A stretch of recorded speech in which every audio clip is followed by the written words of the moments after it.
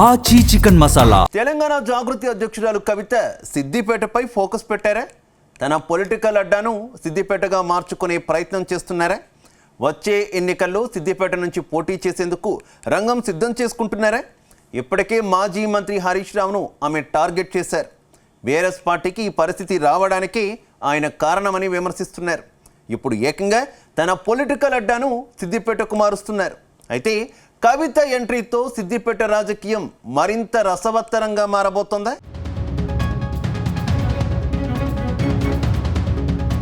తెలంగాణ ఉద్యమానికి ఊపిరిపోసిన గడ్డ సిద్దిపేట. బీఆర్ఎస్ అధినేత కేసీఆర్ కు పొలిటికల్ అడ్డాగా నిలిచిన కేంద్రం సిద్దిపేట. తెలంగాణ ఉద్యమంలో సిద్దిపేటది కీలక పాత్ర. కేసీఆర్ కు అన్ని రకాలుగా అండగా నిలిచింది. అందుకే గులాబీ బాస్ కేసీఆర్ తన చర్మం ఒలిచి సిద్దిపేట ప్రజలకు చెప్పులు కుట్టించినా తక్కువే అన్నారు. కేసీఆర్ కు సిద్దిపేటతో ఉన్న అనుబంధం అలాంటిది. కానీ తెలంగాణ ఉద్యమాన్ని పరుగులు పెట్టించేందుకు కేసీఆర్ ఒకసారి కరీంనగర్, ఆ తర్వాత మహబూబ్ నగర్ నుంచి పోటీ చేయాల్సి వచ్చింది.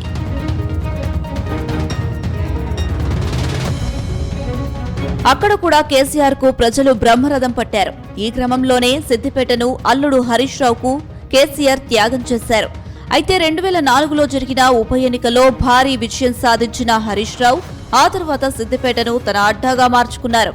హరీష్ రావు ఎంట్రీ తర్వాత సిద్దిపేటలో ఏ పార్టీకి డిపాజిట్ రాలేదు. అంటే హరీష్ రావు ఏ స్థాయిలో చక్రం తిప్పుతున్నారో అర్థం చేసుకోవచ్చు.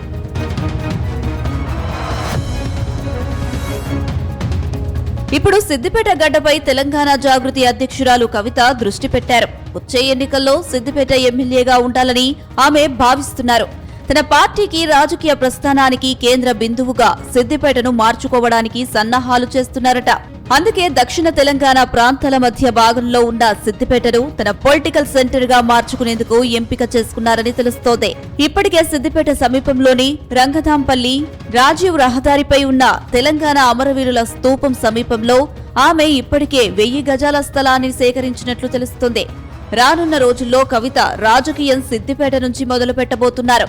ఒకవేళ ఆఖరి నిమిషంలో సిద్దిపేట నుంచి పోటీకి తప్పుకుంటే మాత్రం బోధాన్ నుంచి పోటీ చేసే అవకాశాలను పరిశీలిస్తున్నట్టు కవిత స్వయంగా ప్రకటించడం సంచలనంగా మారింది.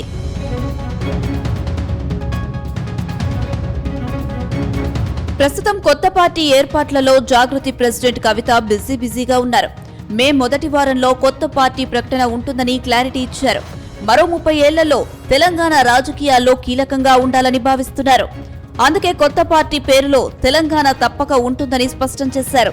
ఇక వచ్చే ఎన్నికల్లో అసెంబ్లీకే పోటీ చేస్తానన్న కవిత ఈసారి తన రాజకీయ ప్రత్యర్థి మాజీ మంత్రి హరీష్ రావే అని ప్రకటించారు.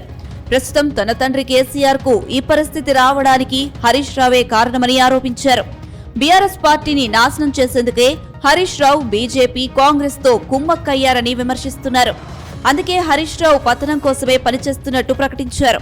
మరోవైపు కవిత సిద్దిపేటను ఎంచుకోవడం వెనక ఇతర కారణాలు ఉన్నాయని ప్రచారం సాగుతుంది. సిద్దిపేటలో కవితకు విడదీయలేని అనుబంధం ఉంది. గతంలో బతుకమ్మ పండుగను సిద్దిపేటలో కవిత గ్రాండ్ గా నిర్వహించేవారు. కవితకు సిద్దిపేటలో భారీగా అనుచరగణం సైతం ఉంది.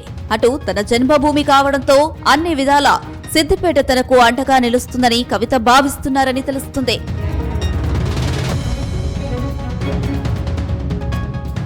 మరోవైపు సిద్దిపేట నుంచి పోటీ చేయకపోతే మాత్రం తన రెండో చాయిస్ గా బోధాన్ నియోజకవర్గంను ఎంపిక చేసుకుంటానని కవిత అంటున్నారు. అక్కడ బీఆర్ఎస్ నేత మాజీ ఎమ్మెల్యే మహ్మద్ షకీల్ ప్రజలకు అందుబాటులో లేకుండా పోయారు.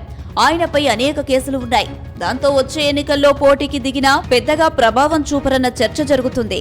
మరోవైపు కాంగ్రెస్ ఎమ్మెల్యే, ప్రస్తుత ప్రభుత్వ సలహాదారు పి సుదర్శన్ రెడ్డిని ఢీకొట్టడం పెద్ద సమస్య కాదనే ఆలోచనలో కవిత ఉన్నట్టు తెలుస్తుంది. అందుకే రెండో చాయిస్ గా బోధాన్ ను ఎంపిక చేసుకున్నట్టు తెలుస్తుంది. ప్రస్తుతం బోధాన్ నియోజకవర్గంలో తెలంగాణ జాగృతికి పెద్ద ఎత్తున కార్యకర్తలు ఉన్నారు. ఈ నేపథ్యంలో కవిత సిద్దిపేట లేదా బోధాన్ ను ఎంపిక చేసుకున్నట్లు ప్రచారం సాగుతుంది.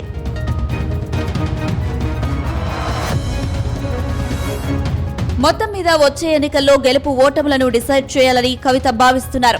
ఆలోపు బీఆర్ఎస్ ఇతర పార్టీల నుంచి అసంతృప్తి నేతలకు గాలం వేసే పనిలో ఉన్నారని తెలుస్తుంది.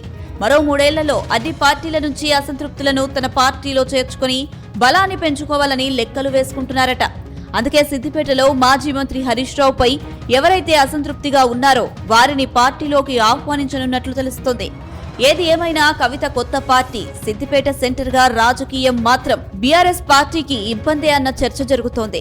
రానున్న రోజుల్లో కవిత తన దూకుడును మరింత పెంచే అవకాశాలు ఉన్నాయని టాక్ వినిపిస్తుంది.